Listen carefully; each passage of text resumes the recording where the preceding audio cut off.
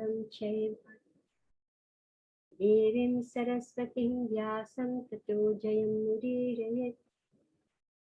नष्टप्रायेषु भद्रेषु नित्यं भागवतसेवया भगवती उत्तमा श्लोके भक्तिर्भवती नैष्टिके। ॐ ज्ञानातिमिन्दस्य ज्ञानञ्जनशलाकया चक्षुरुन्मिलितं येन तस्मै श्रीगुरुवे नमः। श्रीचैतन्यमनोभीष्टं स्थापितं येन भूतले स्वयं रूपा कदा मह्यं ददाति स्वापदान्तिकं। वन्देऽहं श्रीगुरो श्रीयुतपदकमलं श्रीगुरुं वैष्णवंश्च श्रीरूपं सग्रजातं सहगण रघुनाथं वितं तं सजीवं साद्वैतं सावधूतं परिजनसहितं कृष्णचैतन्यदेवं श्रीराधा कृष्ण पदान् सहगणा ललिता श्रीविशाखान्वितंश्च। हे कृष्ण करुणा सिन्धु दीनबन्धु जगत्पते गोपेश गोपिका कान्त राधाकान्त नमस्ते। तप्त काञ्चन गौराङ्गी राधे वृन्दावनेश्वरी वृषभानुसुते देवी प्रणमामि हरिप्रिये। वाञ्छकल्पतरुभ्यश्च कृपा सिन्धुभ्य एव च पतितानां पावनेभ्यो वैष्णवेभ्यो नमो नमः। जय श्री कृष्ण चैतन्य प्रभु नित्यानंद श्री अद्वैत गदाधर शिवासरि गौर भक्तवृंद। हरे कृष्ण कृष्ण कृष्ण हरे हरे हरे राम राम राम हरे हरे। नमो विष्णुपदाय कृष्णस्य विघ्नप्रिय श्रीगिरिराजाय स्वामी सुवक्त्रशास्त्रविद्याय तीर्थसाधन शरीरे रारास्मिहों भक्ति नमो विष्णुपदाय कृष्णस्य श्रीमते भक्तिवेदांत स्वामी नमस्ते सरस्वती देवी गौरवाणी निर्विशेष श्रीनिवादि पाश्चात्य मुखं करोति वाचालं पंगुं लंघयते गिरिं यत्कृपातमहं वन्दे श्रीगुरुदेवतारिणम्। So welcome everybody to this reading from Srimad Bhagavatam. So if you have the book with you, then you can. So we are studying 21, chapter 8, and this is the prayers of Queen Kunti. I chose this section because Kunti Devi, her prayers is very soothing, extremely soothing, and without motivation. You know, as we read Bhagavatam, we see there are so many prayers, and everywhere, so many of these prayers, it's like it is a mixture of, I'm suffering, give me this, I want this, give me this. But Kunti Devi is a pure devotee. Anyabhilashita shunyam jnana karmadhyanavitam anukulyena krishnani shivanam bhakti uttam. Actually, Kunti Devi belongs to the Pandavas. So she's not like the Devas. She's not the category of the Devas who are suffering and then they pray to the Lord, give me relief from suffering, or give me a child who will kill Indra, or let me become expert in populating the world. Kunti Devi is among the Pandavas. So her prayers is actually and completely pure. It's an absolute and complete glorification of the Supreme Lord. And that's why she's so special. So in Bhagavatam, there's a lot of attention given to women. And so much instruction is given about women in Bhagavatam. Actually, we made a list of maybe 15, 16 characters from Bhagavatam. So sufficient is given about them. But Kunti Devi is just way above everybody else. Of course, we're not counting the gopis, the 10th canto, the gopis, we're not counting them, but we're speaking about others. So we are lucky that this first canto of Srimad Bhagavatam is the prelude. It's actually the prelude to Srimad Bhagavatam. Just like chapter 1 of Bhagavad Gita is the prelude to the talk between Arjuna and Krishna. So similarly, this first canto is a prelude to the to the Srimad Bhagavatam. So it could say the advent of Srimad Bhagavatam. So I'm going to read from text 17. So if you have the book, that'd be very nice. We're going to read passages from this chapter, Prayers of Queen Kunti. So I'm on text 17. Brahmatejo vinirmukte atmaje saha krishnaya prayana bhimukham krishnam idamaha prithasati. Thus say from the radiation of the Brahmastra, Kunti, the chaste devotee of the Lord, and her 5 sons and Draupadi addressed Lord Krishna as he started for home.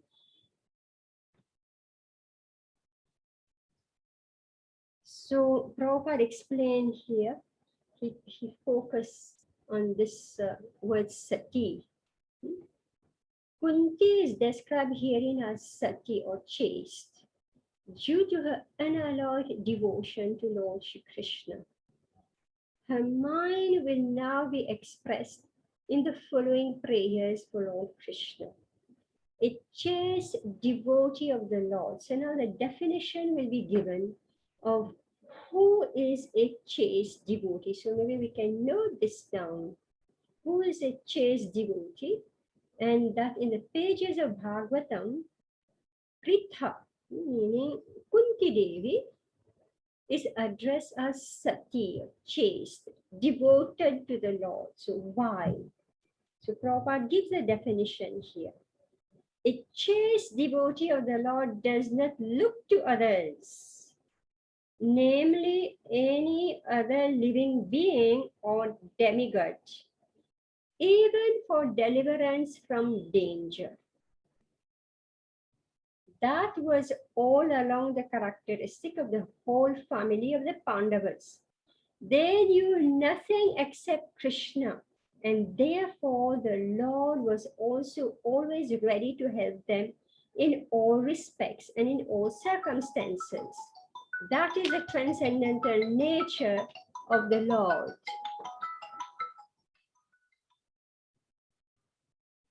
That is the transcendental nature of the Lord.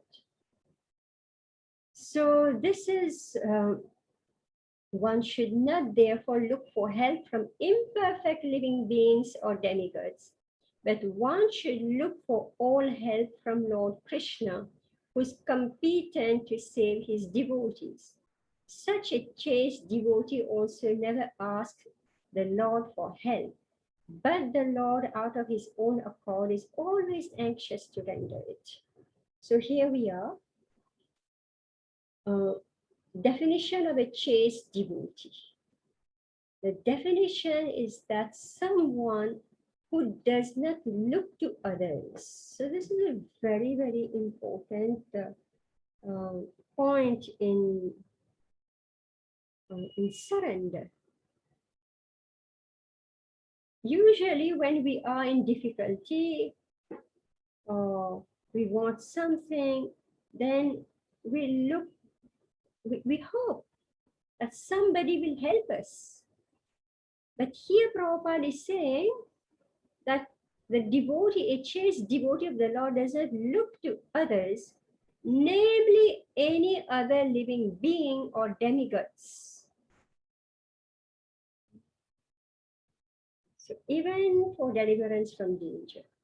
So usually, like, what happened is that we hang on to family members. We look for uh, whoever we believe is expert, maybe a physician, maybe a lawyer, maybe a neighbor, whoever. We look for a big personality, somebody who has power. We hang on to them that they will help me. But a chaste devotee is someone who does not look to others, namely any other living being or a demigod. So, say, we may be a little more pious, more intelligent, and we understand that family members are also feeble. They can't help me, so therefore I may try. Okay, I may be a bhakta, so we are all bhaktas of Krishna here. But when things get really intense, maybe I say, let me knock at the door of some deva. So Kunti Devi never does this. So she is said to be Sati. So now will come her prayers, which is so beautiful.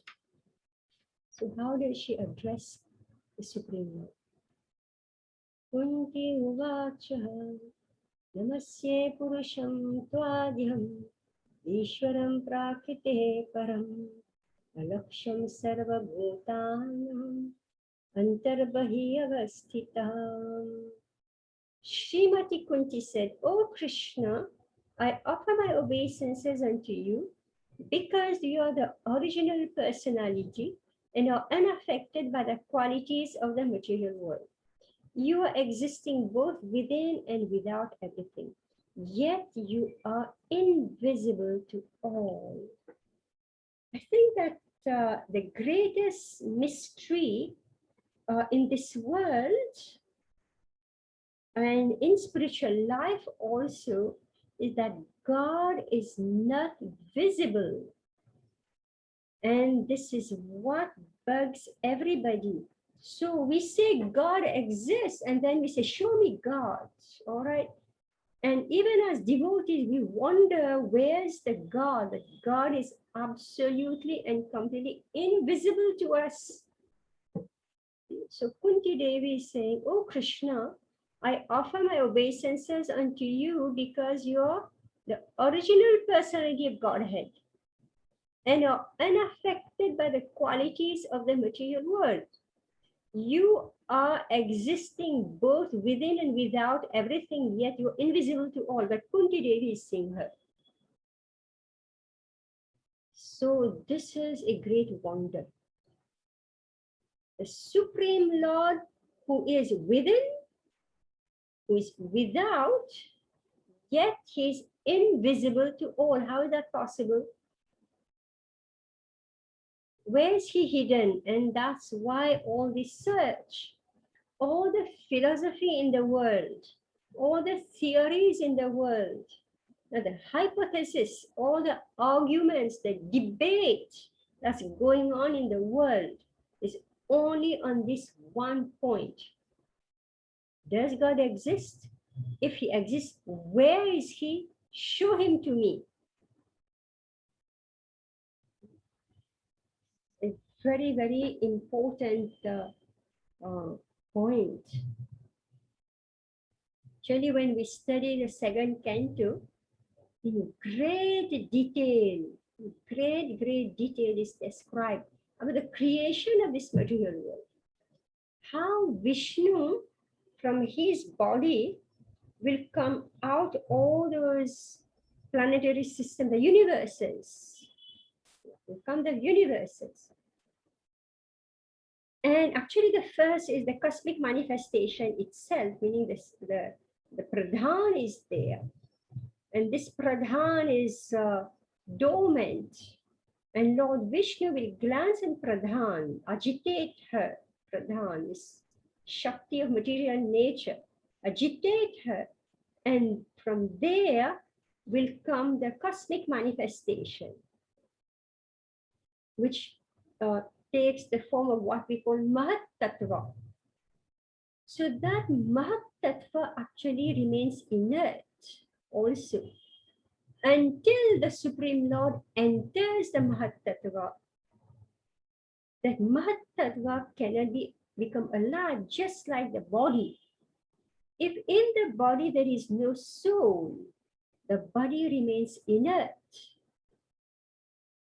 So this is visible to all of us, that if a body has no soul, the body is what we call dead.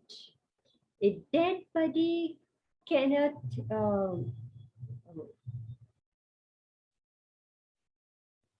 cannot manifest anything, cannot do anything, cannot speak, cannot.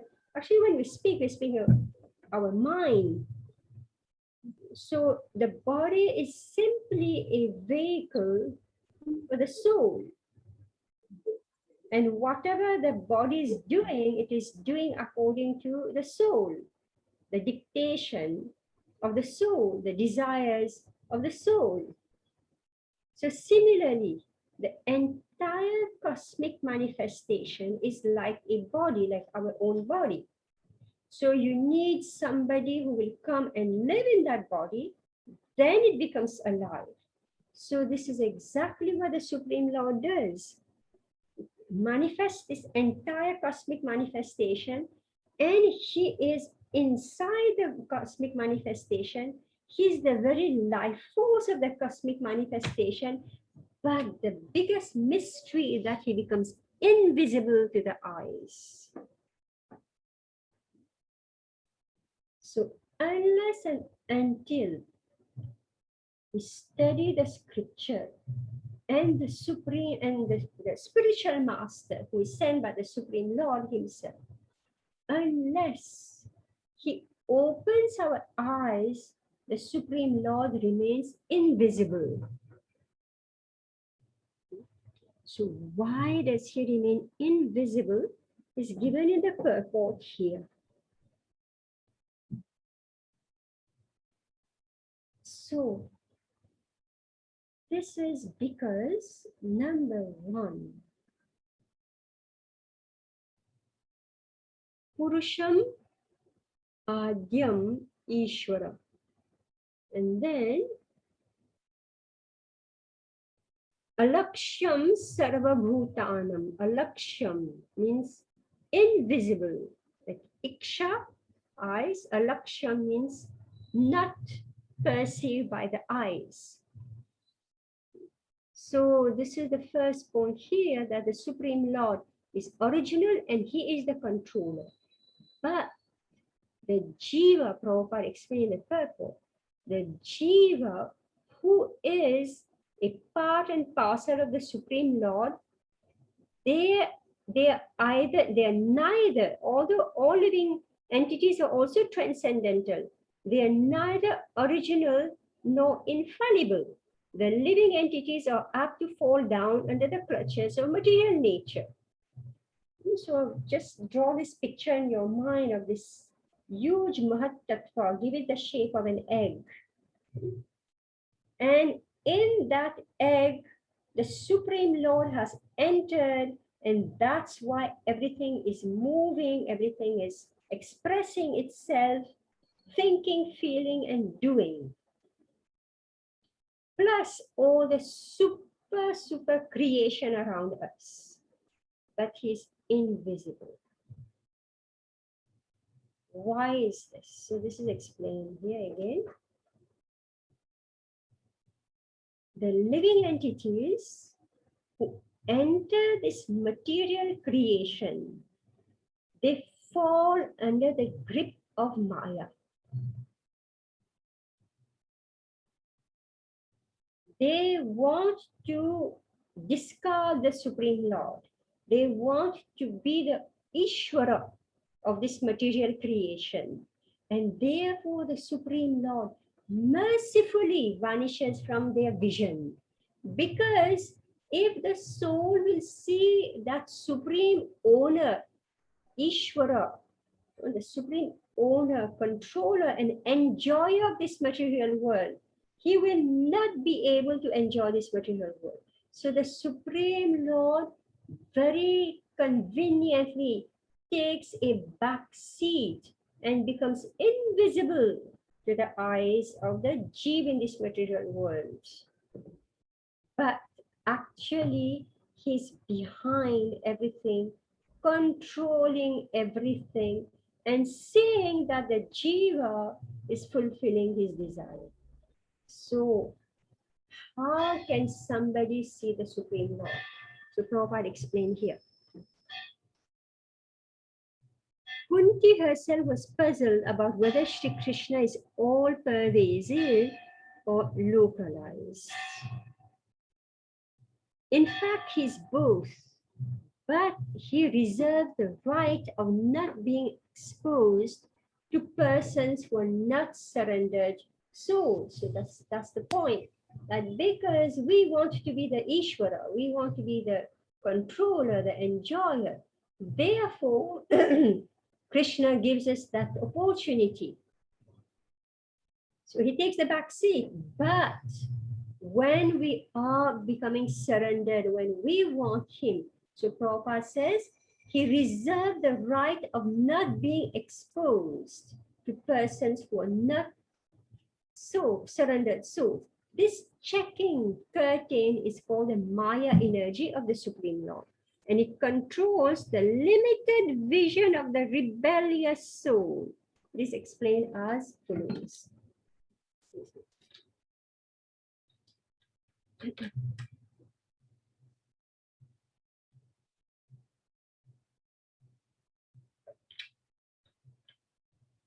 Such a beautiful prayer.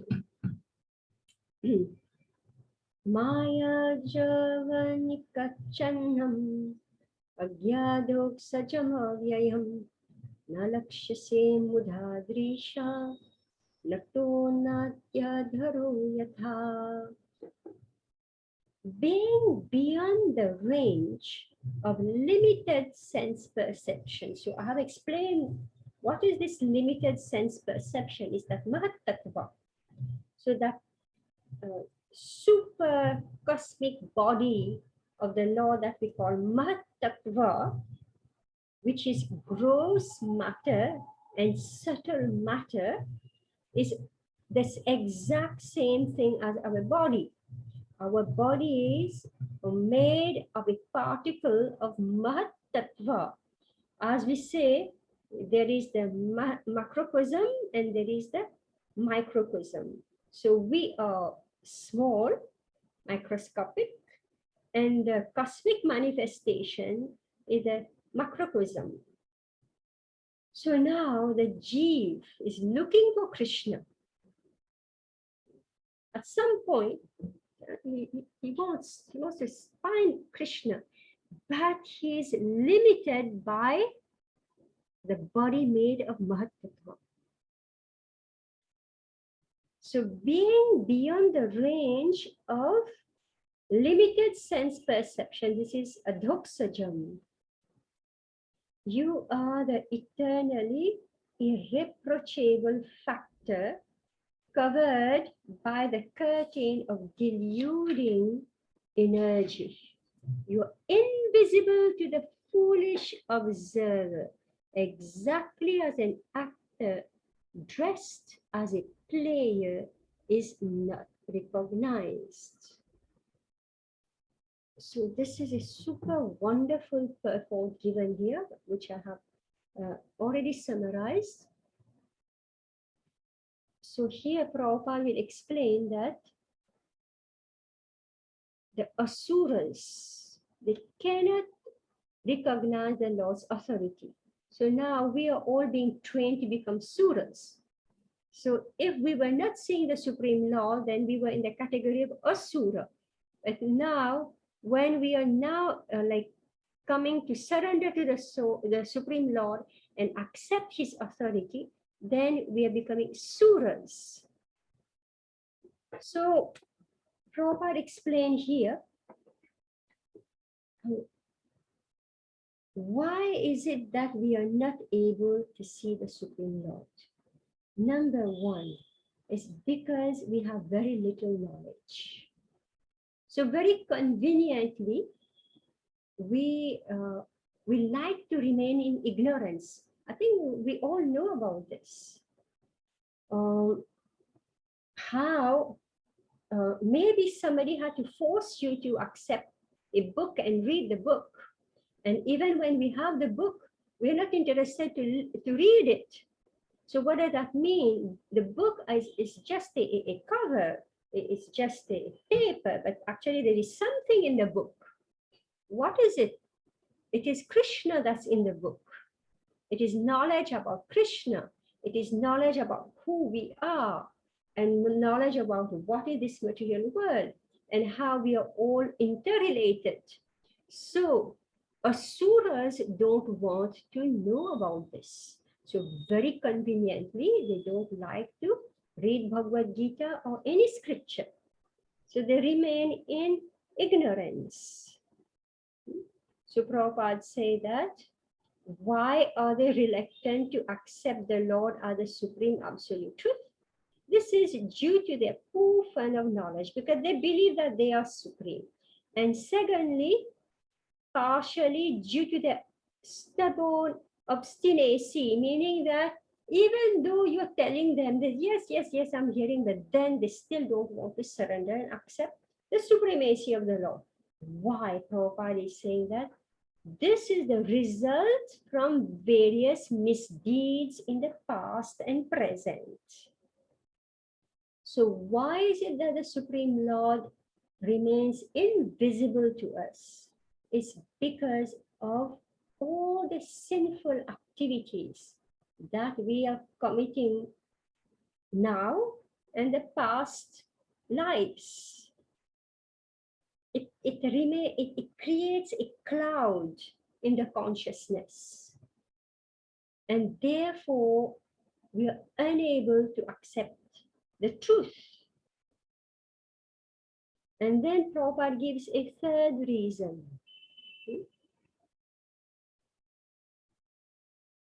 Okay, so the first reason was no knowledge. Second is that they are stubborn and obstinate. Third is because of their sinful activities in previous lives. So this is the fourth one. This is because we have imperfect senses.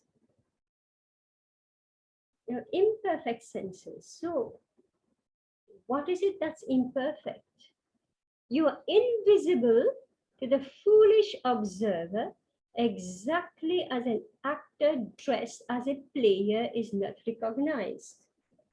So Krishna is present in the material world. This is for 100% sure. So just like the deities, when we come in front of the deities, these deities are Krishna himself. But the asuras think that they are just a stone statue, and they may make an attempt to destroy the statue because they think this is just a stone or whatever. So the Supreme Lord is hidden exactly as a player is, exactly as an actor dressed as a player is not recognized. And you could say the same thing for the pure devotees. Like ordinary people or even neophytes, they are not able to distinguish between who is who. Somebody who is highly advanced, because they do not have the vision, they do not know what is his position.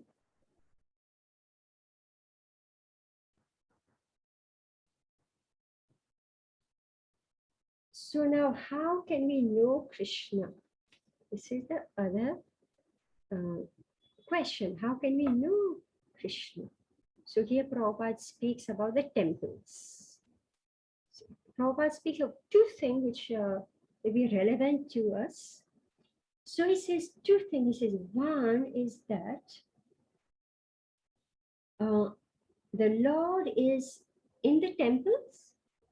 So for less intelligent man, this establishment of such places of worship which are required to raise the standard of spiritual attributes for the mass of people. Sorry, I missed. For less intelligent men, this beginning of spiritual life is essential, meaning that going to temples and going to holy places.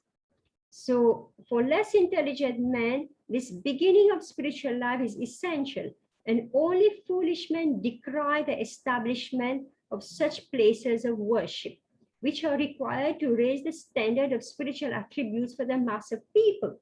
So people will say, why should we give money to build temples?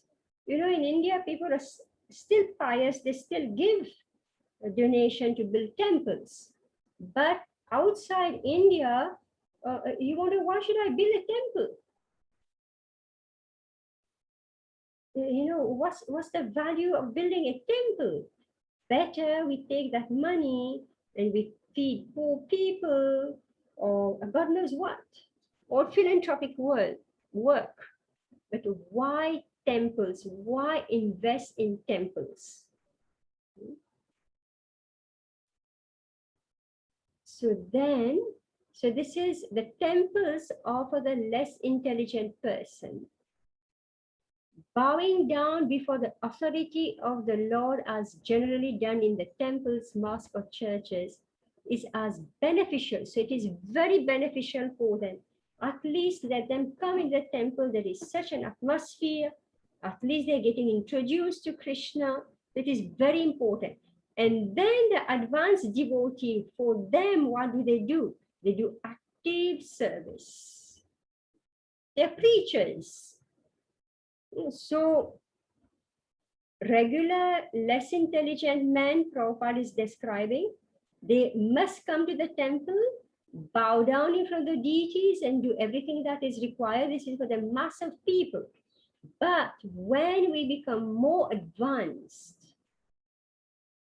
the more advanced devotee, for him, service, active service is his meditation.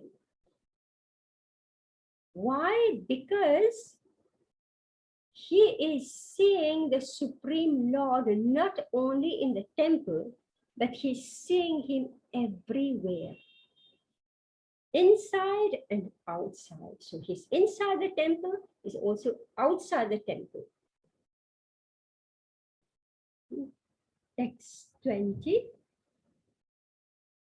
Tatha paramahamsanam muninam amalatmanam bhakti yoga vidhanartham katham pashyema histriyaha.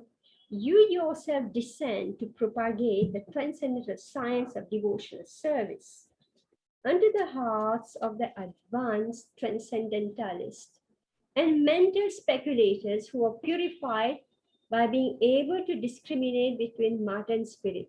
How then can we women know you perfectly? So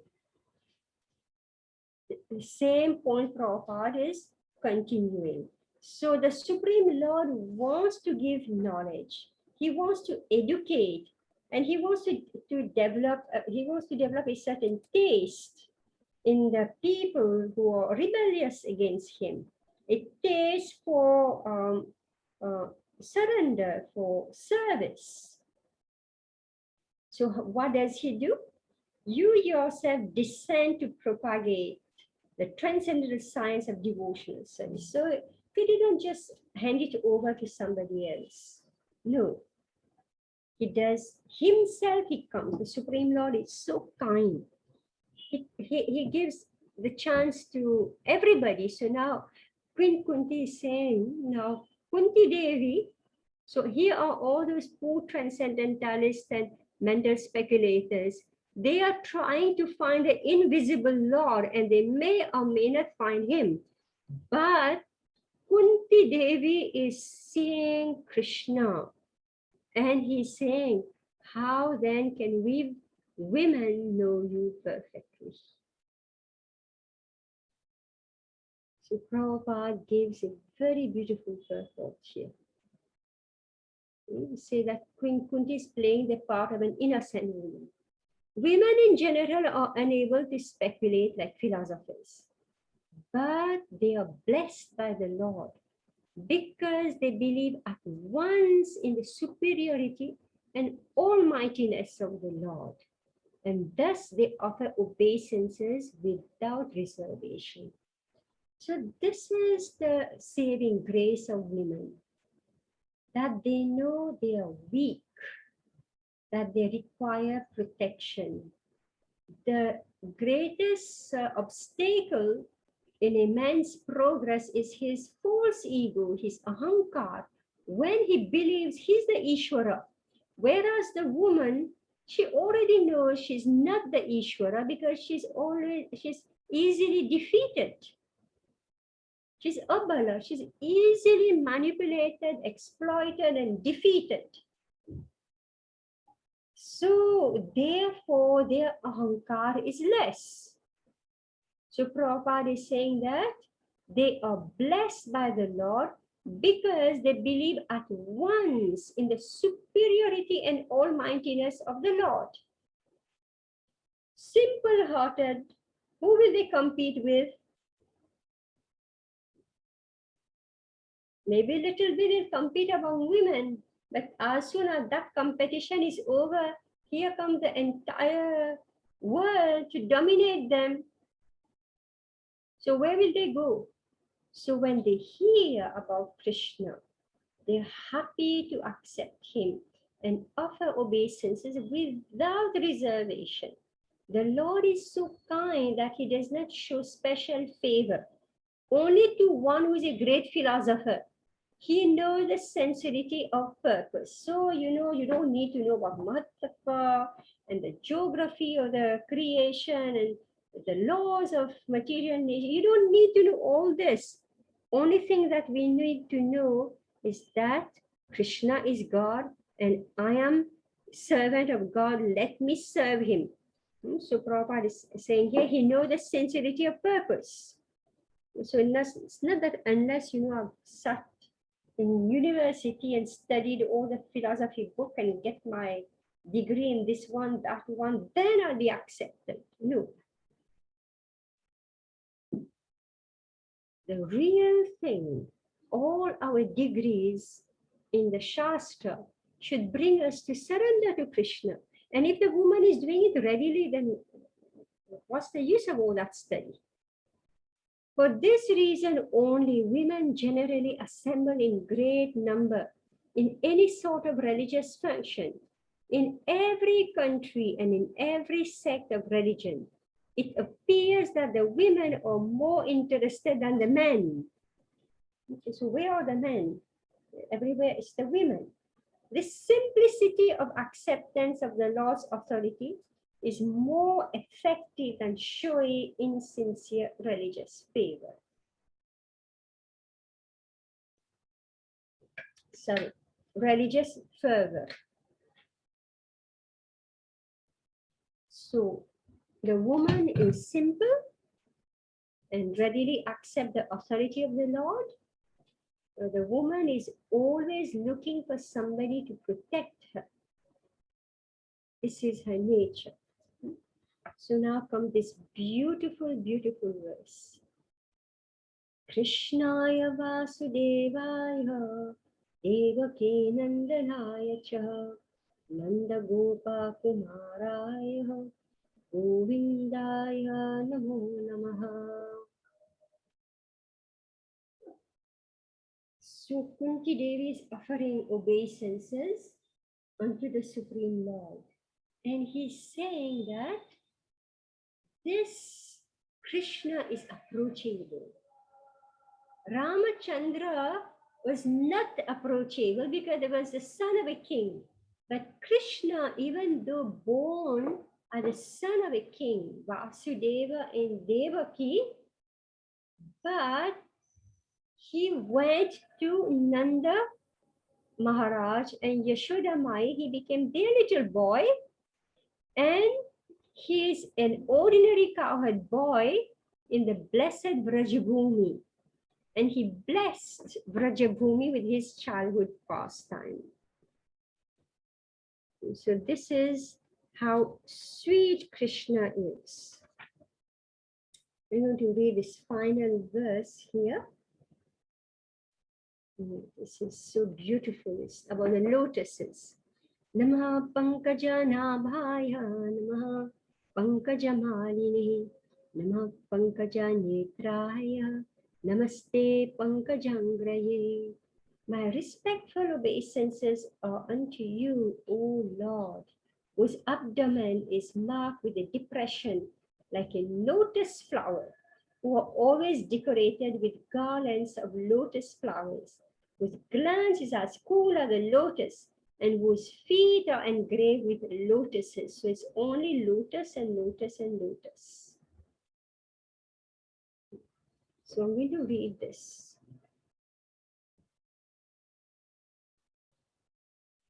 Here are some of the specific symbolic marks on the spiritual body of the person of Godhead, which distinguish his body from the bodies of all others. They are all special features of the body of the Lord. So the Lord may appear as one of us, but he's always distinct from his specific bodily feature, just like a king. A king is a man, all right? But when he's anointed king, he had a certain symbol on him that distinguishes him. So we are man, and he's also man. So similarly, the Supreme Lord and us, we are the same. We are the same substance. We are both Brahman, but one is the Supreme Brahman, just like we have the Supreme, the King, who is the Supreme human being. So now there are special features so that we are able to distinguish between the ordinary and the extraordinary. So Srimati Radharani, sorry, Srimati Kunti Devi, I'm thinking of Radharani. Srimati Kunti Devi claims herself unfit to see the Lord because of her being a woman. This is claimed because women, Shudras, and Dvija Bandhu, or the wretched descendants of the higher three classes, are unfit. How? It's not that they're unfit by soul, they're unfit by intelligence to understand transcendental subject matter concerning the spiritual name, fame, attributes, forms, etc. of the supreme absolute truth. Such persons, although they are unfit to enter into the spiritual affairs of the Lord, can see him as the Archa Vigraha who descends on the material world just to distribute favors to the fallen souls, including the above mentioned women, Shudra, and Dvijabandhus. Because such fallen souls cannot see anything beyond matter. So the Lord comes in this world. And what does he do? So this beautiful verse, Nama Pankajanabhaya. So from where is this coming? So from the navel of the Supreme Lord, I have described earlier about the cosmic manifestation. So this is Mahavishnu, and from his body is emanating all the different universes. And in each universe, Mahavishnu expands himself as a Garbhadaksha Vishnu, and from his navel will come out this stem, and with a lotus on top, and that's where Lord Brahma is born. So Namaha Pankajanabhaya. So this lotus is coming from the navel of the Lord. So the Pankajanabhi Lord accepts the Archa Vigraha in different elements, namely a form within the mind, a form made of wood, a form made of earth, a form made of metal, a form made of jewel, of paint, or a drawing in the sand. So these are the different ways that the Supreme Lord manifests himself. So he's invisible. The Supreme Lord, who is Alaksham, is invisible, but he's becoming visible here through his deity form.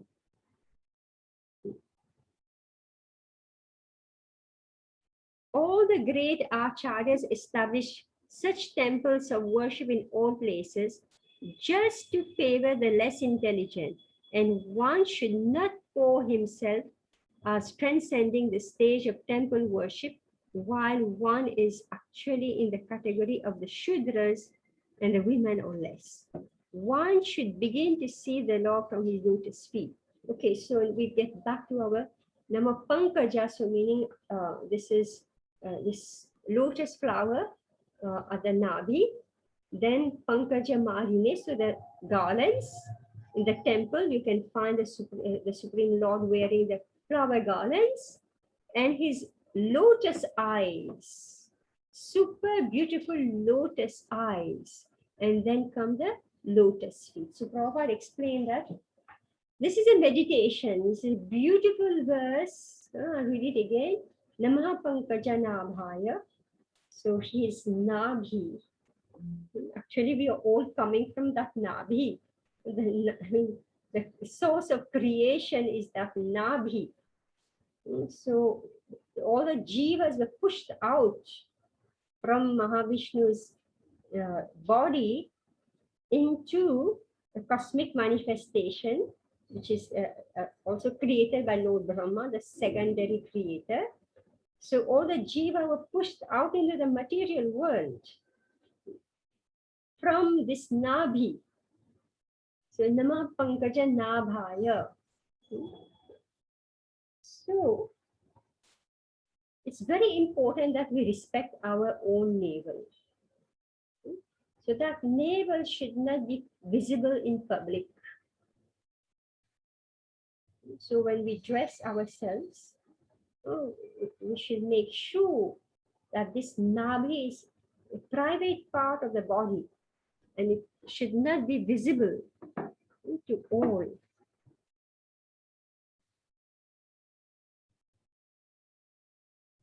So, Nama Pankaja Nabhaya, Nama Pankaja Maline. So, in the temple, you will see the Supreme Lord is wearing the mala and his beautiful lotus eyes looking at us. And now Kunti Devi, he's going from his waist upward onto the lotus feet. So, when you come to the temple, how do you take darshan of the Lord?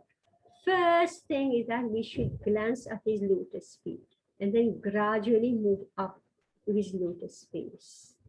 So this is the process. This is the process of deity worship and surrender to the Supreme Lord. So thank you, Hare Krishna. So this was a very beautiful description of the Supreme Lord, this mysterious Supreme Lord, who, though he creates this material world, and we know he's there in the creation and we are proving his existence also, but he remains invisible to the eyes of those who are not surrendered to him. This is the gist of Kunti's prayers here in this section. Then more will be discussed. Hare Krishna. So anybody would like to say something or have some question? Or... Thank you so much, Mataji.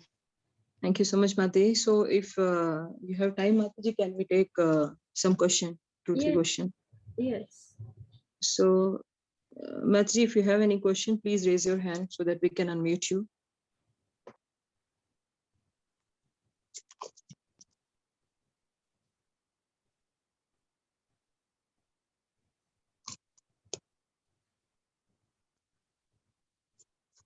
It was very clear, Mataji.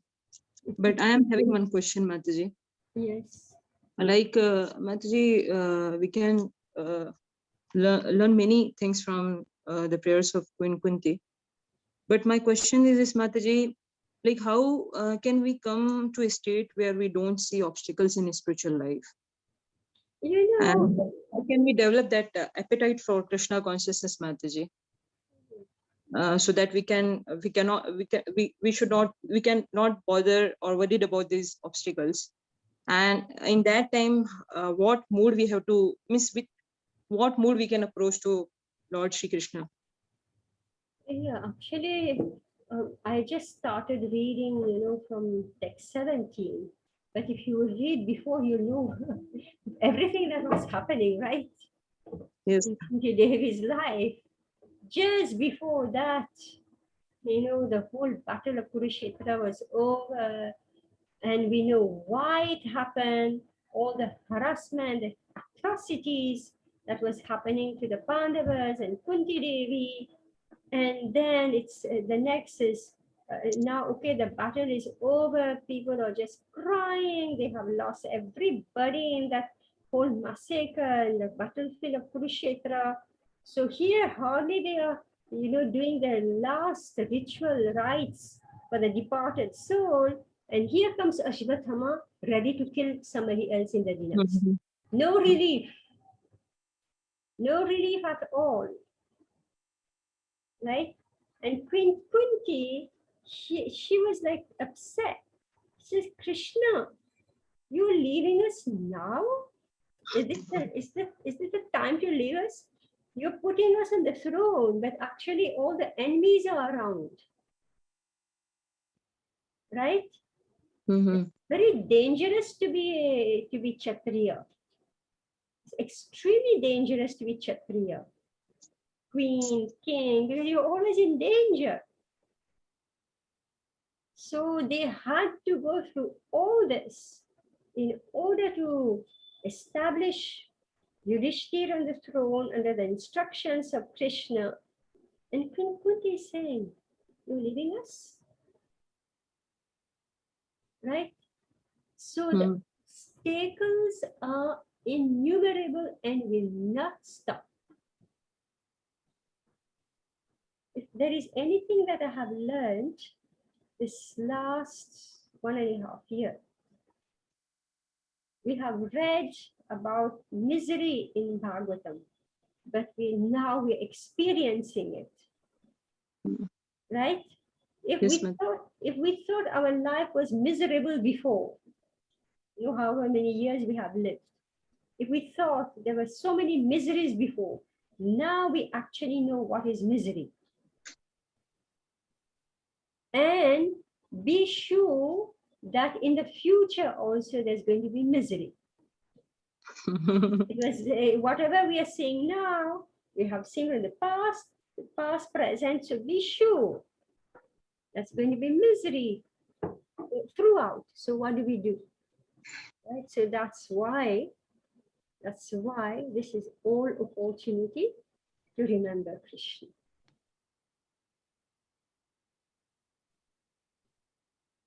These obstacles, is it Lord Chaitanya who said they're the servants of God? Mm. Actually, this is what Lord Chaitanya said. All these obstacles are simply the servants of God. And they are there to remind us of Krishna. Mhm. They are not obstacles actually, at all. They're not obstacles. They are there to remind us of Krishna.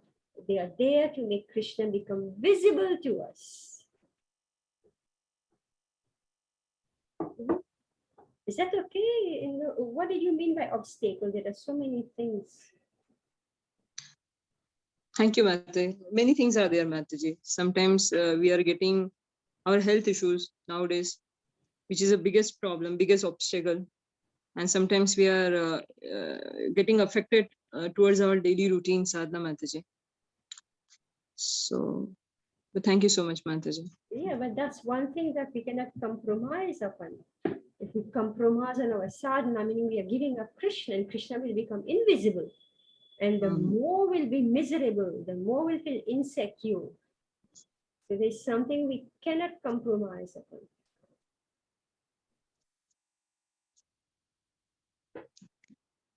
Yes. Chanting, hearing, worship of the deity, this is Krishna consciousness. If we give that up, what's left? We're all alone. Mm.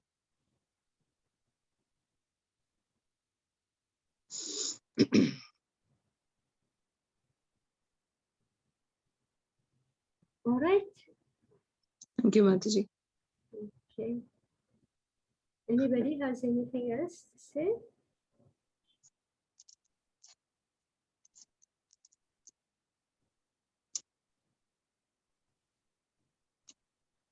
Okay, so should we conclude? Mataji, there is one more question, Mataji. It's in a chat box. In the Bhagavad Gita, last verse of the second chapter, Krishna says that if one is situated even at the hour of death, one can enter into the kingdom of God. Also, the purpose of all the practice that we do is to remember Krishna at the time of our final exam, Yes. which is death. Regarding Ajamila's deliverance, is his previous karma also involved in this, or is it just purely because he chanted Krishna's name? In case of Ajamila, he did not even cry out for Krishna. Rather, he was calling for his son. So how did he get the mercy of Lord? And how we can understand this? And what happened to all his karma for all of his bad activities? Yeah.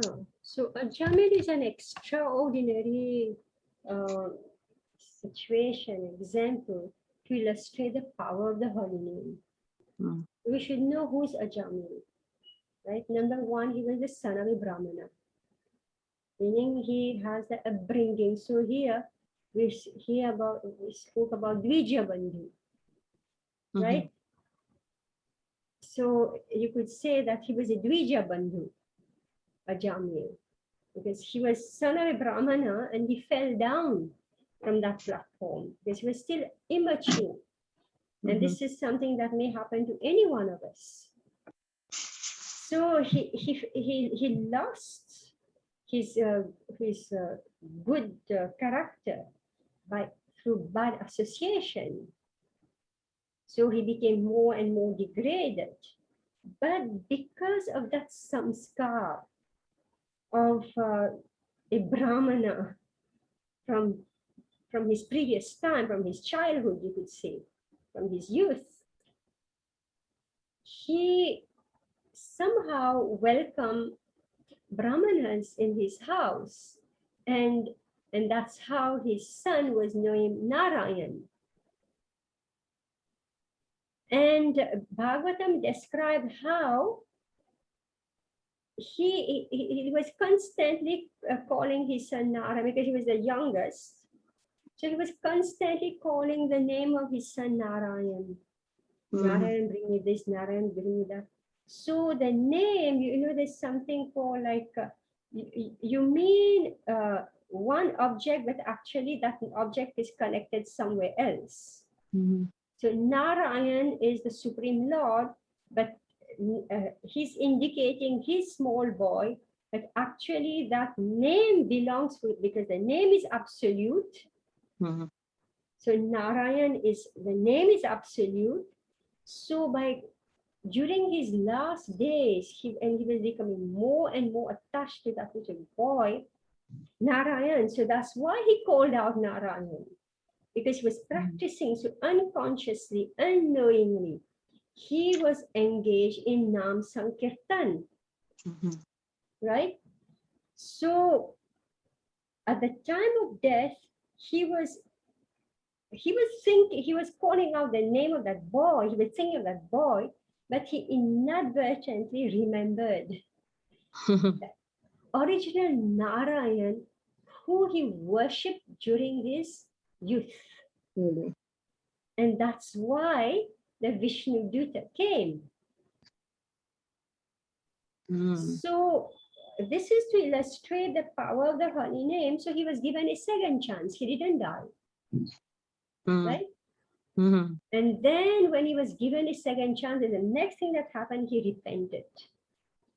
He repented badly. Why did I do all this? And his attachment for this sinful woman was at once cut. But it's very formidable, like what happened. You become so attached to somebody that you drop down to do the most heinous activity. And then suddenly he woke up because he called out the name of Narayan. Then the Vishnu Dutas came, and there was a whole exchange between the Yamaduta And the Vishnu Duta, he heard the whole conversation, just like the way we are doing right now. This is Sadhu Sangha. Right. Now, this topic about the Lord being invisible, this is something very, very important, because you give your entire life in search of somebody. Does he exist or does he not exist? Mm. We should be able to find him. And that's the challenge of the atheist. Show me God. Right? So here comes this powerful satsanga that Jamil had by hearing the conversation between the Vishnu Duta and the Yamuduta. Mhm. That satsang is what cut his attachment to the sinful woman and his sinful life. So when he came back, see, so many people go through traumatic diseases. As soon as they come out from their hospital, immediately they continue with their sinful life. Mhm. Right? They go back to the same thing. You know, you cure my liver and then again I start drinking. Mhm. This is not what happened to Ajami. But he had satsanga, very, very, very intricate discussion about the law of dharma. So the Yamaduta, he says, this soul is my property. Why are you stopping me? Mhm. And the Vishnu Dutta say, you know, he's a poor, wretched man who, out of despair, call out the name of Narayan. How can any master give up upon somebody who's calling out his name, even though he's such a wretched man? Mhm. So this is um, uh, the compassion. So speaking of what happened to his sinful activities, that's what happened. Because he Mhm. was so desperate. He called out Narayan. So if you call out, your master, even though you are wretched, the Mhm. master is greater than us. So the master became very compassionate and then released him, but gave him the chance. So Mhm. he left everything.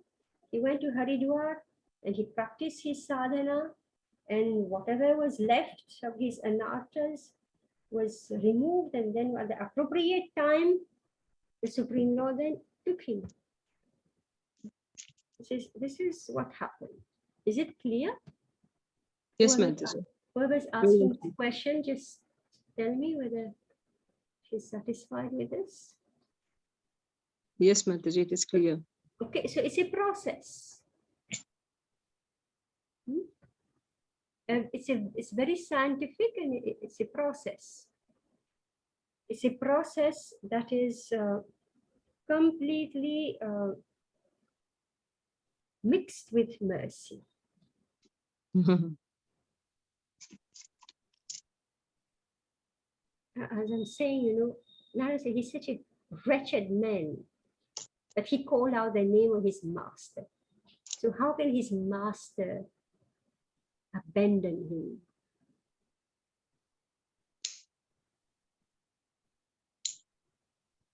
Thank you so much, Mataji. So it is late for you also, Mataji, and now we don't have any question also. Right? It was so clear, Mataji. Okay. And thank you for enlightening us, Mataji, on a very important subject matter for sadhaka, which is prayers of Queen Kunti. And Mataji, we need your guidance in near future also, because it is something we don't want to miss. And will again trouble you in future, Mataji. And thank you so very much, Mataji, for your time. Krishna, Hare Krishna. As I personally know, you're so busy, 24/7. But we are trying to learn from you, Mataji. Thank you so much. Hare Krishna. So we'll all thank Mataji by chanting one time Hare Krishna Mahamantra and Vaishnu Pranam Mantra. Hare Krishna, Krishna Krishna, Hare Hare, Hare Ram, Ram Ram, Hare Hare. Vanchakalpatarubhyascha kripa sindhubhyo cha patitanam pavanebhyo vaishnavibhyo namo namah. Anantagoti Vaishnavrinda ki jai. Hare Krishna. Thank you so much, Mataji. Thank you so Hare much. Krishna. Hare Krishna. Hare Krishna, Mataji. I'll take your name. Mataji, myself Anandani Gopi Devidasi. Hare Krishna.